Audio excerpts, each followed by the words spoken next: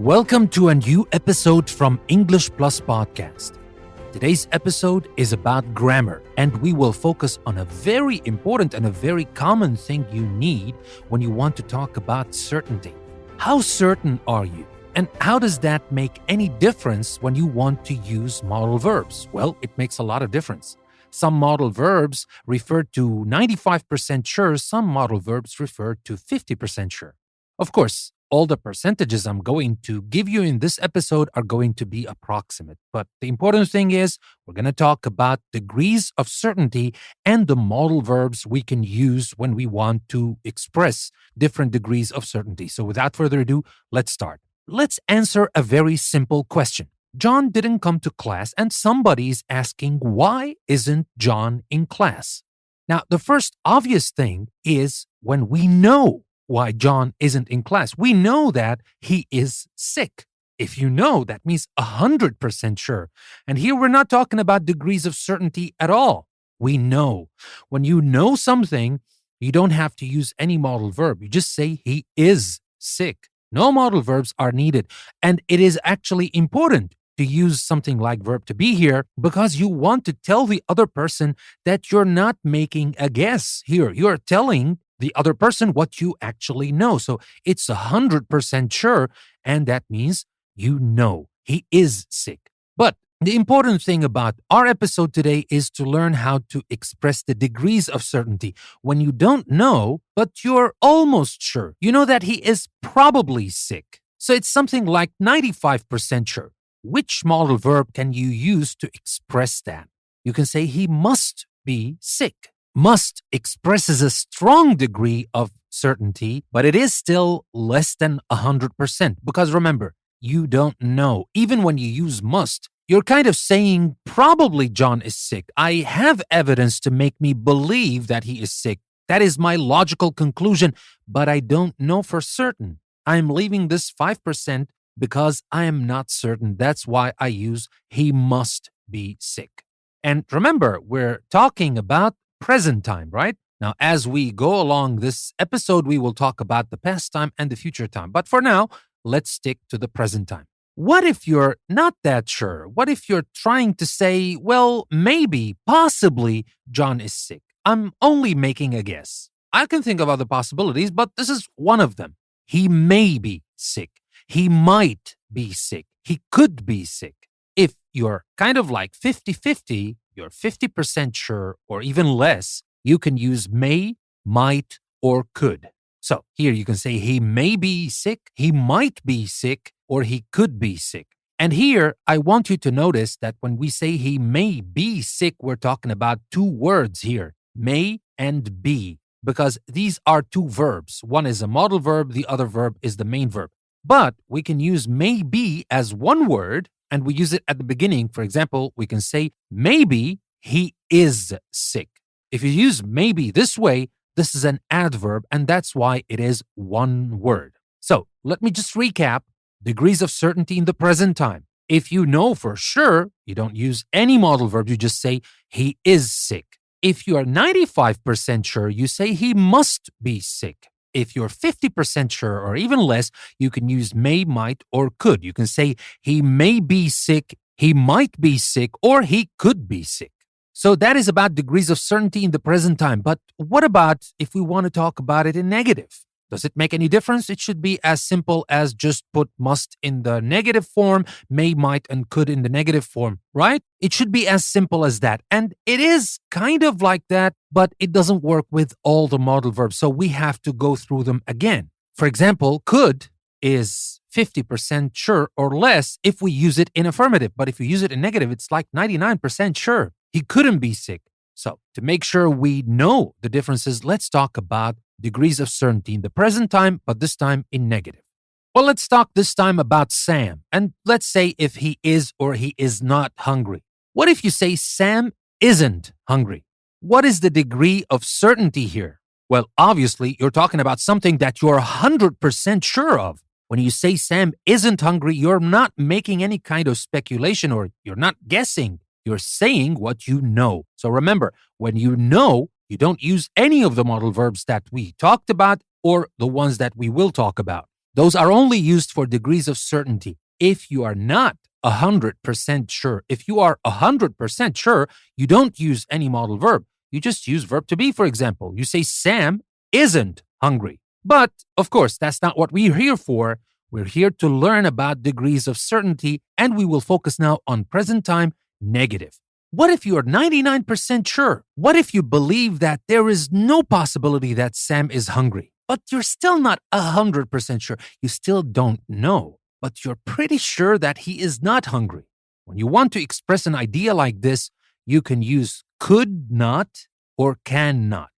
Or, of course, usually we say couldn't or can't. So we can say Sam couldn't be hungry or Sam can't be hungry. It's like you're saying it's impossible. Well, it's not, because you're still leaving this 1% that it might be the other way around. But you're pretty sure that he is not hungry, so you say Sam couldn't be hungry or Sam can't be hungry. What if you are 95% sure? Well, that is just like must in affirmative. You can say must not in negative. You can say Sam must not be hungry. And must not here, we're not talking about obligation or something. No, we're just talking about the degree of certainty. And here it's a pretty high degree. So here you're expressing a logical conclusion, a best guess. But again, we come to the 50% sure or less. We can use here may or might, but not could. Remember, when we use it in affirmative, we said that we can say he may be hungry, he might be hungry, or he could be hungry. But if you want to use it in negative, yes, you can still say he may not be hungry, and that's 50% sure or less. Maybe yes, maybe no. Or he might not be hungry, but you can't say he could not be hungry for this meaning. He could not be hungry, you're 99% sure. And here you can ask a question. How can I tell the difference between 99% sure and 95% sure? Is there a kind of measurement where I can know? Well, obviously not. This is all an estimate. And you might say, why don't we say that couldn't, mustn't, and can't are just the same? Well, they're kind of the same, to be honest, but I'm just saying here that can't and couldn't are a little bit stronger than mustn't. That's all what you need to know. So, with that being said, we talked about degrees of certainty in the present time, both in affirmative and negative. Let me just remind you, present time and negative, if you're 100% sure, again, you don't need any modal verbs. You just say Sam isn't hungry. If you're 99% sure, you say Sam couldn't be hungry or can't be hungry. 95% sure, you say Sam must not be hungry or mustn't be hungry. Or 50% or less, you say Sam may not be hungry or might not be hungry.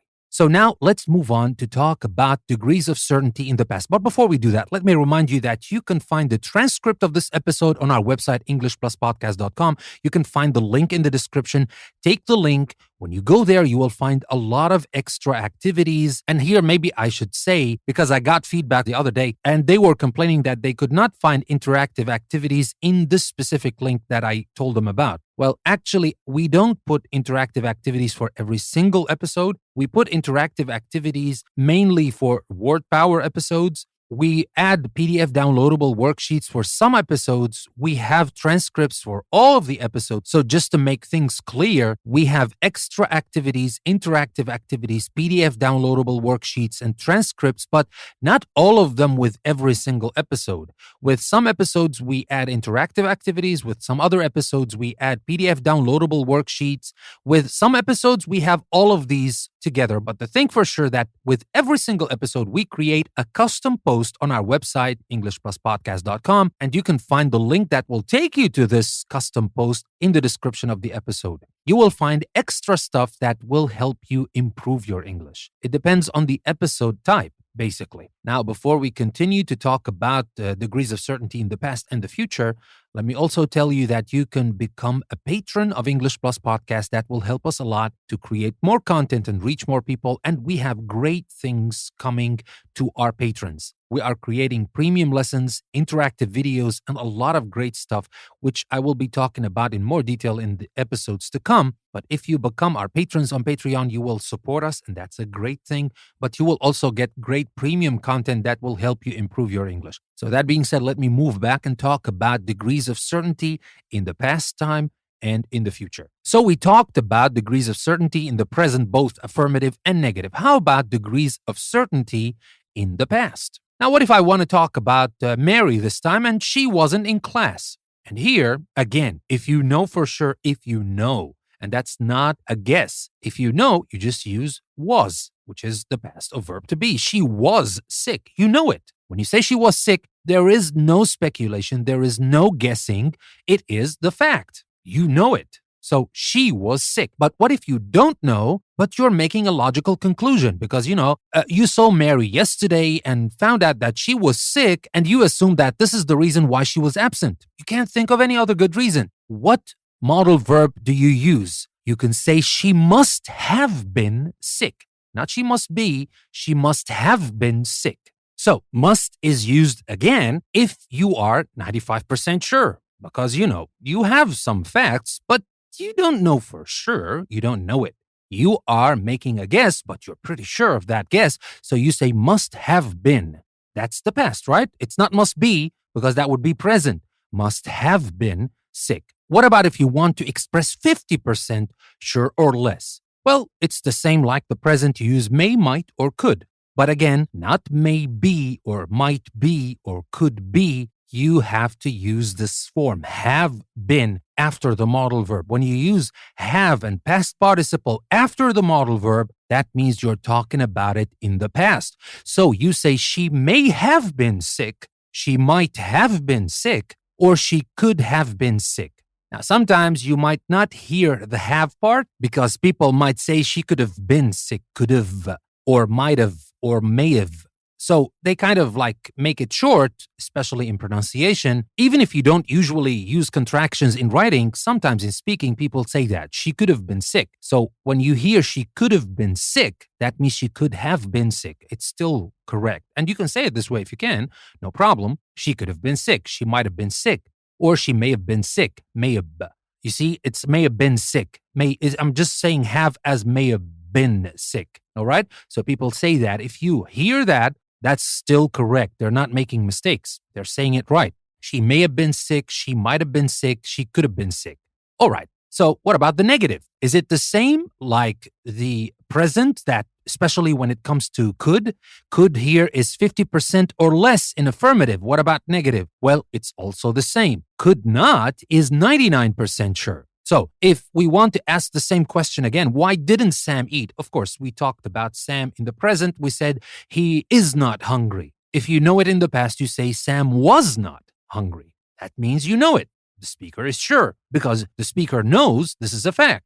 What if you're 99% sure? Here again, you can use couldn't or can't, but this time with have been, not with be alone. So Sam couldn't have been hungry, or Sam can't have been hungry. What about if you're 95% sure? Well, you should have guessed it by now. Sam must not have been hungry. And for 50% sure or less, you say Sam may not have been hungry or Sam might not have been hungry. Well, the thing to remember here is the have been part, right? Because it's exactly the same like we used it in the present time negative. The same modal verbs we use to talk about different degrees of certainty, but the different thing is the have been part. And that's why I repeated what I said in the present part. So, with that being said, that leaves us with only one time to talk about, and that is the future. Well, the future is pretty much the same like the present, but we have a couple of different models that we can use for 95% sure because we don't use must here. We use should or ought to. But first, what if you know? If you know the thing, if you're 100% sure, what do you say? We use will. Kay will do well on the test. Do you feel sure about that? Of course, here you might argue that it is future time and nobody knows what's going to happen in the future, and you're right about that. But here, when you say Kay will do well on the test, that means you're pretty sure about that. You feel sure of it. If you're almost sure, you're not 100% sure, you're 90% sure, you use should or ought to. So you say, for example, Kay should do well on the test, or Kay ought to do well on the test, not must. All right. And what about the 50% sure or less? Well, that's just like the present. She may do well on the test. She might do well on the test, or she could do well on the test. You might say, how can I tell if it is present or future? Well, that is left to the context of speaking. you can say, for example, she may do well on the test tomorrow, just to make sure everybody understands you're talking about the future, but you don't have to. It is usually obvious through the context. Just when you talk about something in the future, you don't have to keep saying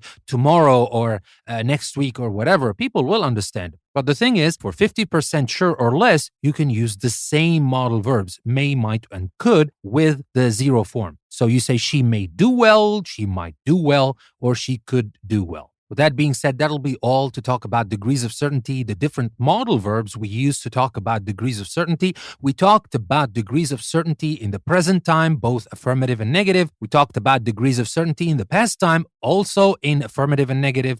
And remember the have been part. And we talked about the degrees of certainty in the future time. So I hope you found the information I shared with you today useful. And don't forget to take the link that you will find in the description. Go to our website, EnglishPlusPodcast.com. You will find a lot of extra things that will help you take your English to the next level. With that being said, this is your host, Danny. Thank you very much for listening to another episode from English Plus Podcast. I will see you next time.